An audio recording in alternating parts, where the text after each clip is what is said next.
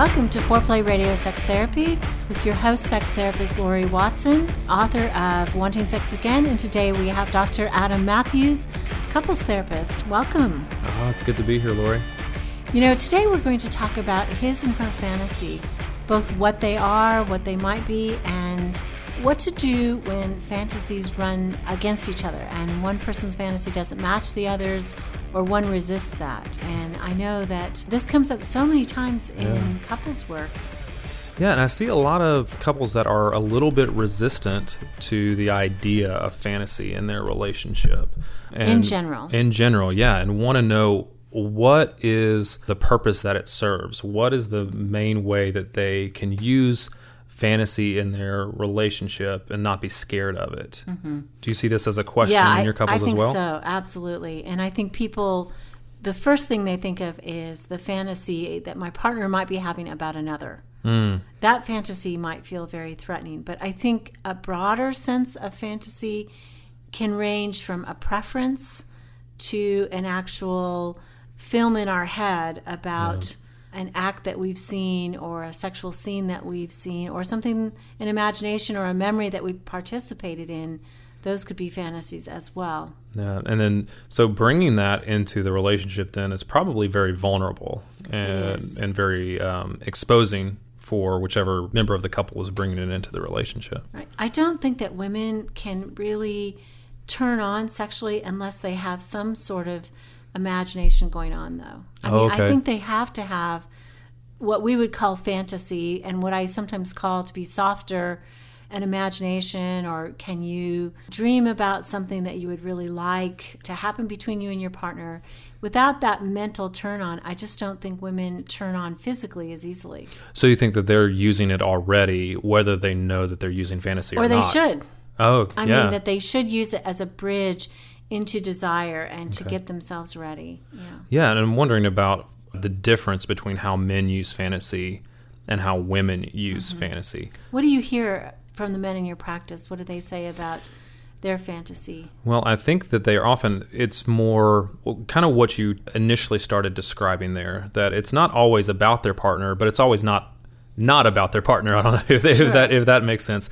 The fantasy may be very generic and it can be filled by almost anybody, but that the fantasy is about something that is somewhat unattainable in one sense. The classic that you might hear is Princess Leia in the gold bikini type of fantasy. They're like fantasies that they have seen that have happened. They may get from culture, they may get from just their own personal experience, but generally it's not relational, I guess is what I would say. It's an idealized sexual fantasy. Yes, idealized. That excites them sexually. Yes, yeah, very idealized. And I think that women sometimes get afraid of a male fantasy of, you want this instead of me. And it doesn't necessarily mean that. It could just be, no, I just think this is hot. Yeah, this is just a turn on. This is exciting. That's right. And I thought about that. And I don't think that every fantasy needs to be shared with our partner or talked about.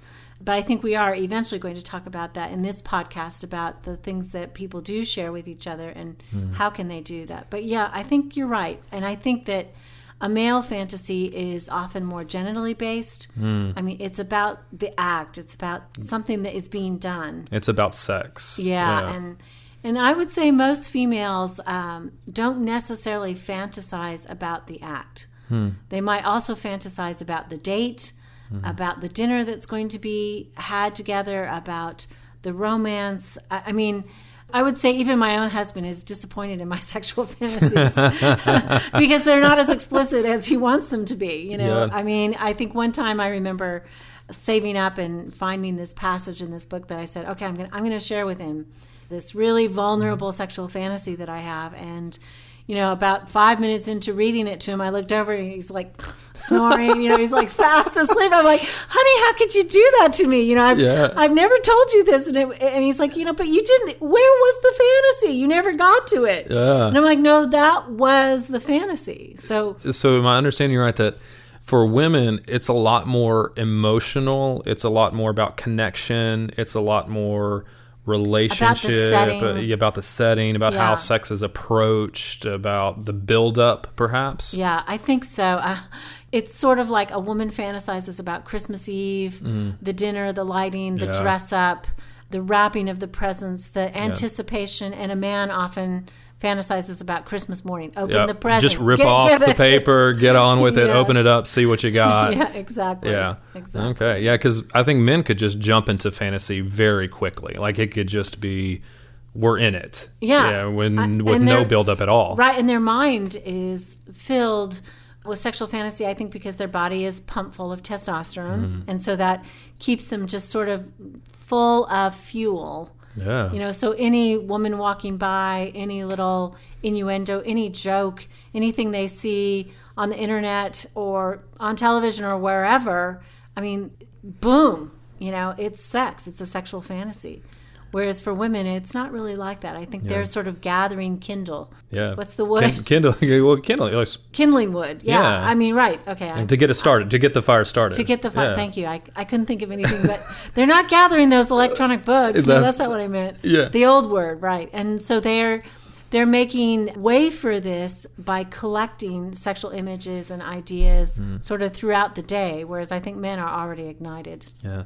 But you do think it's important to share the fantasies that you're having with your partner at some point? Not necessarily. Okay. I think it's important to bring to our partner our sexual ideas so that we can form a sexual life that is to our liking. Okay. But not necessarily, I mean, it depends on the fantasy, right? I mean, it depends on what it is and how threatened your partner is with it. But you can say, look at, this is something I really want to try with you.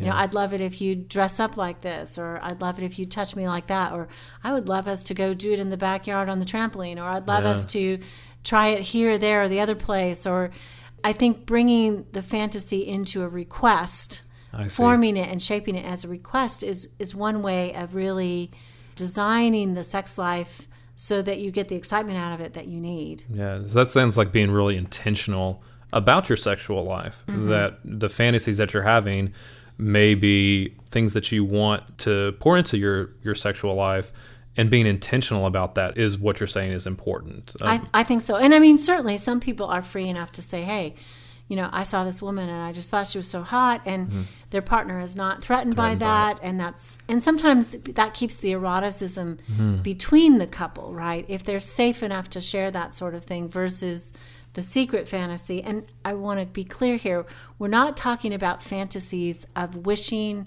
to actually be with someone else. We're talking about just how our minds work. Yeah. That we're sexual beings and sexual creatures, and we have imaginations about sex, and that's normal. And I think it's important, it feels important for women to understand that men, for this is constantly going. This is almost nonstop. All the time. And it's not about, like you said, a desire to be with somebody else. If you're young enough. I will say. It slows down. I will say it does. Some of my older male clients say, well, I don't think about it like I used to, like every 4 seconds. Now, I think about sex a few times a day, but it's not as, I don't think it has to be as constant. Yeah, but men, that's how we construct it. Typically constructed in fantasy. It's in a story. That's how the frame for sex, when we're thinking about it, that's the framework of it. And that's not necessarily a bad thing. It's just how it works. Absolutely. No, it's a great thing. Yeah. I mean, I think, I wish I could be male to experience that sort of level of testosterone and how exciting that would be. Yeah. And then for men, understanding that women, to participate in a woman's fantasy and to have her participate in ours, that there's got to be some of that, the buildup and consideration of her relational and emotional fantasy that goes into that. So was that accurate? I think so too. And I have a great example. Let's come back to that after this break. You're listening to Foreplay Radio Sex Therapy with Dr. Adam Matthews and sex therapist Lori Watson.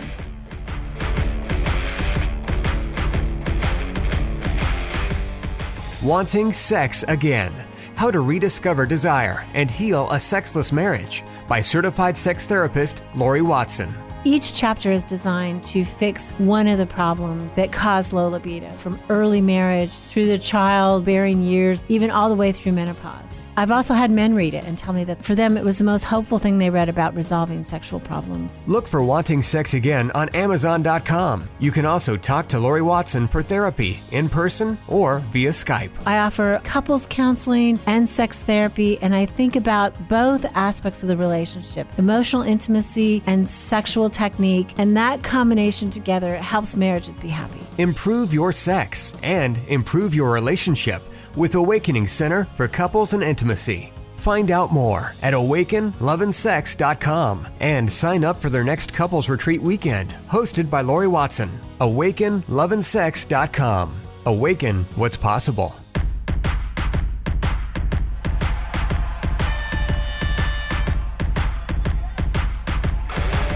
Okay, we're back with Foreplay Radio Sex Therapy and sex therapist Lori Watson and Dr. Adam Matthews, couples therapist. And today we're talking about his and her fantasies, what they are, what to do about them, how to share them, if to share them. And Adam, I was thinking as we were talking and on break that, you know, a lot of what I've just said is stereotypical. I got to say, women have explicit genital sexual fantasies sometimes. Absolutely, too. yeah. And they want certain things to happen in bed. So it's not like they never think about that. Yeah. And I think men sometimes would like a little setup. Yeah. Well, I think the relational part is the relational and emotional component is definitely important for men as well, even if we deny it. So yeah, everybody seems to be different, but there are some things that maybe we can say that are pretty standard, common differences maybe between men and women. Would you say that is that fair? I would say so in general. I think one common fantasy I hear from women, and we're not necessarily going to talk about all the fantasies at this point, but is the wish for more male energy about relationship and act, which feels crazy because I think men are holding back their energy for fear that they'll be rejected. And then women go ahead and fantasize the great seducer with all this talent and his burst of desire for her and, you know, how aroused he is in the moment. You know, which sometimes boils down, unfortunately, in a married relationship to, do you want to have sex tonight? Yeah. You know, and so that gets tamped down. And both of them, I think, need to acknowledge fantasy and how that plays out. And maybe this is where they need to share with each other what they really want, because they may be holding back the very thing that would excite them. Yeah, and I think men are sometimes scared about being perceived as dirty or for lack of a better only word, wanting one thing, or a horn dog or something like kind of going to come label like that and not as nuanced, caveman, like whatever the stereotypical cultural term for that is. But somehow it's bad. Yes, it's bad. That their sexual energy is somehow or another bad and not what women want. Yeah. And so they hide that. I agree. They hide that and they take that away from the sexual relationship to protect the woman from this thing that they've been labeled bad, or they get the feeling that they're bad, and then the relationship goes flat. Yeah. Yeah. And it leaves both of them unfulfilled. Flat, yeah. so Yeah, that's right. Well, it becomes very hard when you want to feel that your partner does not see you as wants to participate in the sexual relationship as much as you do. And I think women do. And so some women do. Yeah. And you're right though. I think some men, and obviously I'm skewed because as a sex therapist who I see in my office is frequently the low desire woman and the higher desire male. And, you know, it's so disheartening. I mean, there's so many jokes about it, right? Yeah. You know, the best anti-aphrodisiac food is wedding cake. And, you know, all of that kind of stuff gets played in. And this fear in men of bait and switch. Well, you were sexual before and you're not sexual now. And all of that. And somehow or another, they get labeled as the bad one. Wanting sex is somehow or another bad. Yeah, and relating that back to kind of the fantasies, I think the fantasies, that tends to be the way a lot of times that we communicate about sex. And so when there's fear there of being rejected, or there's fear that another person isn't going to be on the same page with their fantasies, is that we just don't end up talking about sex at all. And so I'm wondering, too, when that happens, have you had clients where their fantasies just don't line up, or one person is rejecting of another person's the other fantasies, and how you begin to kind of deal with that? Over and over I have that, and it can be either way. I had a woman who she was having sex about once a quarter. And she said, I think I would have sex about twice a week if you could do some of these things. And her fantasy list was simple, didn't cost anything. It was like, shave before you come to bed, take a shower, wear your cowboy boots, light a candle. I mean, most of them free. Doable, simple, and free. And his sense was, no, I don't want to do all that crap. I mean, sex should just be natural. It should just happen. Spontaneously out of the blue. Because I think what you're saying, he was feeling all that sexual fantasy. And that was the way he thought about sex. And this other setup fantasy was not his. And he didn't want to do that. It felt like work. And I think likewise, a male fantasy, maybe for a particular act. Yep. I want to do this. I mean, the number one fantasy for men really is for oral sex. And of course, in this office, I hear a lot of women who don't want to do that. And I know we're not going to talk about oral sex today necessarily, but what do you do if this is something deeply important and intrinsic to your sexuality and your partner doesn't want to do that? It almost feels, from the conversations that I've had with couples, it seems to almost be a rejection of themselves in one sense. Like, I've shared this fantasy with you, you don't want to do it. In some cases, you may send a message that you're repulsed by it, or it's the complete opposite of turning you on. And so then it feels like it's a rejection of the person themselves. Right. Which seems deeply personal. Our sexual self, I think, is so vulnerable and so deeply rooted in who we are.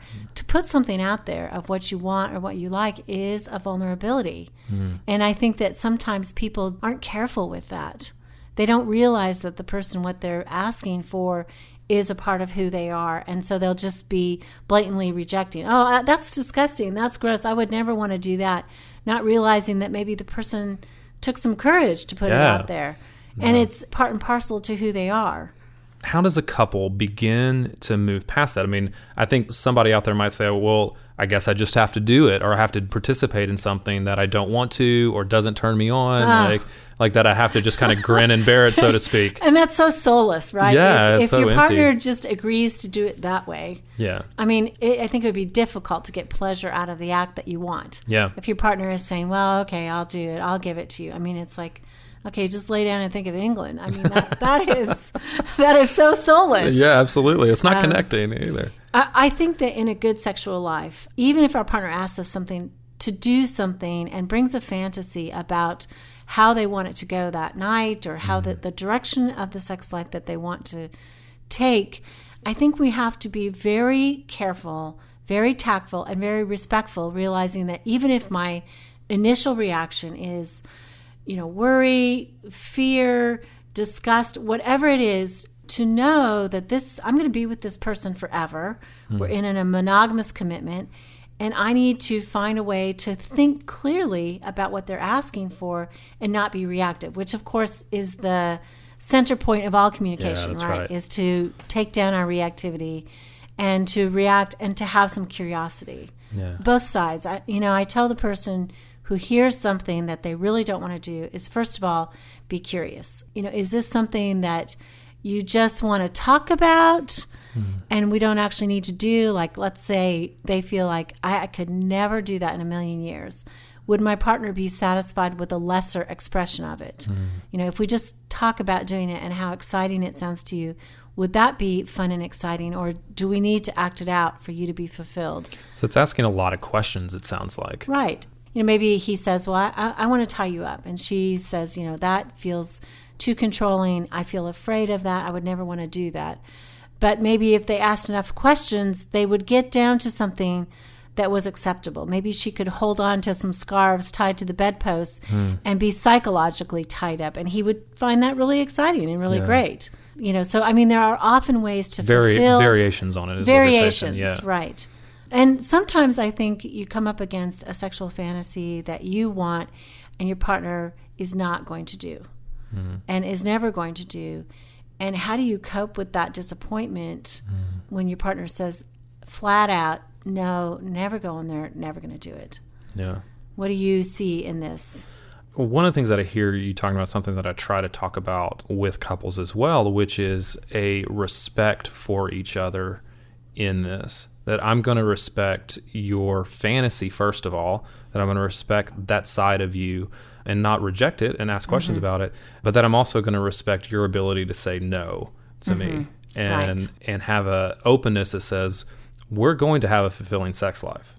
We're going to work it out together, and we're going to find something that both of us find fulfilling.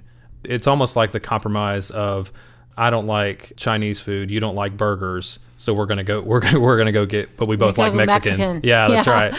Something like that but I respect your choices, both the choices, the desires that you have and the ones that you don't. I like that. I really like that the respect is more important, and out of that respect, perhaps they find compromise that is still exciting and fulfilling. Yeah.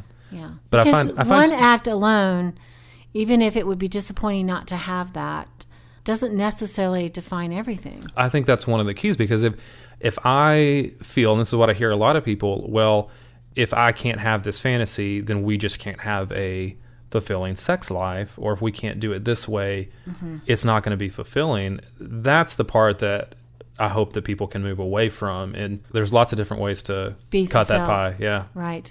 And as much as I think the one party needs to respect the no, I think the other party needs to examine the no on the inside. Yeah, that's good. What is it about that you really feel you can't do this? Is it an act that was pushed on you at some point? That would be a worst case scenario.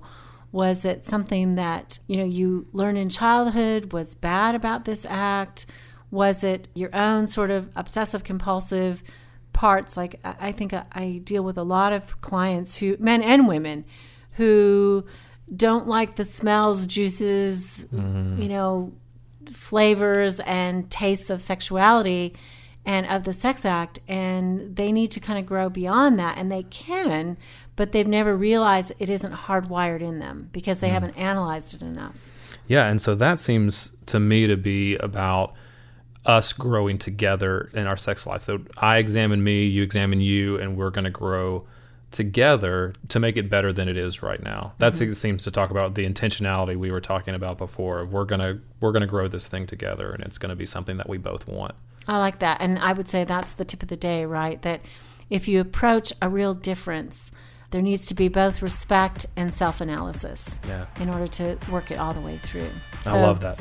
Thank you, Dr. Adam Matthews, for being with us and talking about his and her fantasies and what they are and how to get through to each other when you have some differences. You're listening to Foreplay Radio Sex Therapy with your sex therapist, Lori Watson, and author of Wanting Sex Again. You can find us on the web at foreplayrst.com. And we're also on Facebook and Twitter, so join us and give us your comments.